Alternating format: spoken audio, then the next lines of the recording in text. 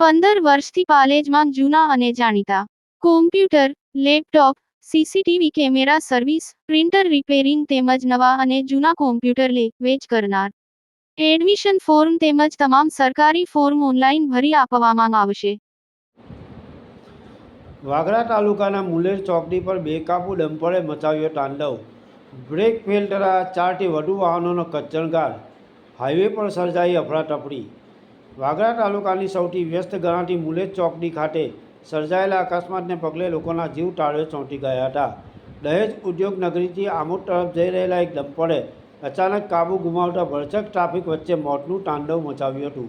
Tanker car અને bike સહિત રસ્તા કિનારે આવેલી દુકાનોને અડફેટે લેતા અકસ્માત સ્થળે કંપાળી છૂટી જાય તેવા દ્રશ્યો સર્જાયા હતા.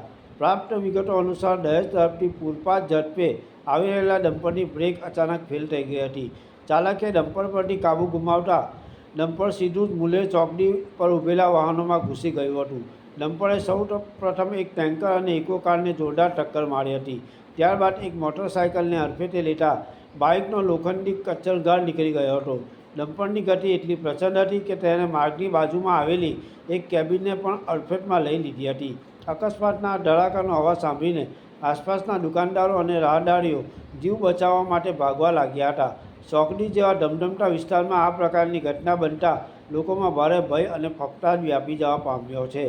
અકસ્માત બાદ તરત જ ઘટના સ્થળે લોકોના ટોળે ઉમટી પડ્યા હતા. સદનસીબે કોઈ જાનહાનિ ન સર્જાતા લોકોએ હાશકારો અનુભવ્યો હતો. પ્રાથમિક તબક્કે ડમ્પરની બ્રેક ફેલ થઈ હોવાનું બહાર આવ્યું છે.